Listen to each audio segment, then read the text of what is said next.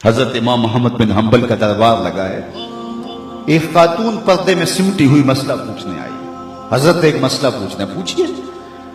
کہا کہ میں سوت کاٹتی ہوں, دن کو بھی کاٹتی ہوں اور رات کو بھی. جب چاندنی راتیں ہوتی ہیں تو میں رات کو سوت کاٹتی ہوں, لیکن دن کا سوت اور رات کا سوت الگ الگ ہوتا ہے.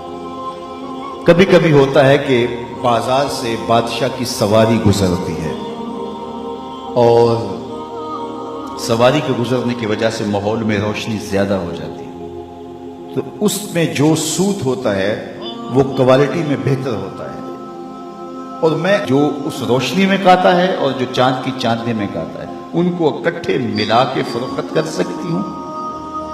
اللہ اکبر. امام محمد بن حنبل نے خاتون سے کہا کہ اپنا تعارف کروا سکتی ہو, تم کون ہو؟ اس خاتون نے کہا سائل کی ذات نہیں پوچھی جاتی, آپ مفتی ہیں, فتویٰ دیجئے. فرمایا نہیں, بعض مسائل ایسے ہوتے ہیں کہ سائل کی حیثیت سے مسئلے کی نوعیت بدلتی ہے, آپ کو بتانا پڑے گا کہ آپ کون ہیں. اس نے کہا میں بشر حافی کی ہمشیرہ ہوں. کہا خاتون تمہارے لیے جائز نہیں ہے. امام الشاہ احمد رضا خان فاضل بریلوی علیہ رحمہ ایک دعوت پہ تشریف لے گئے, تو اس نے انواع و اقسام کی چیزیں رکھی, تو شوربہ بھی رکھا. تو آپ نے تھوڑا سا شوربہ چکھا تو اتنا لذیذ تھا کہ جی چاہا کہ شوربہ پیوں.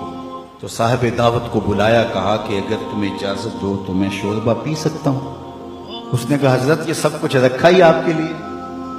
کہا نہیں, شوربے کا عرف معقول ہے, مشروب نہیں. شوربہ کھایا جاتا ہے, پیا نہیں جاتا, اس کا عرف معقول ہے, مشروب نہیں.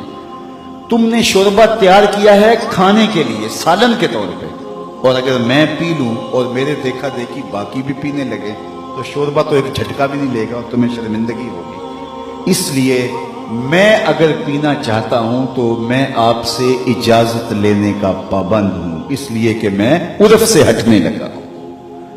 اور ہم سب کچھ ہڑپ کیے جا رہے ہیں, اور ہم صوفی ہوتے ہیں, ہم غوث زماں ہوتے ہیں.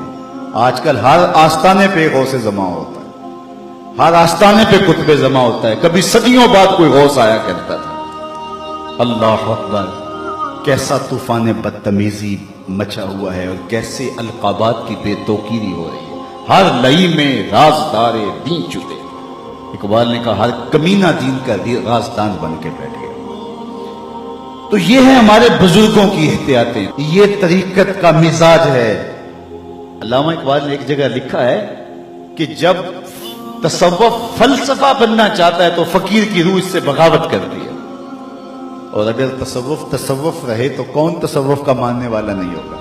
آج گلی گلی جو صوفیاء اور اولیاء اور تصوف کے خلاف لوگ بولتے ہیں, انہوں نے جو تصوف دیکھا ہے انہیں بولنا چاہیے.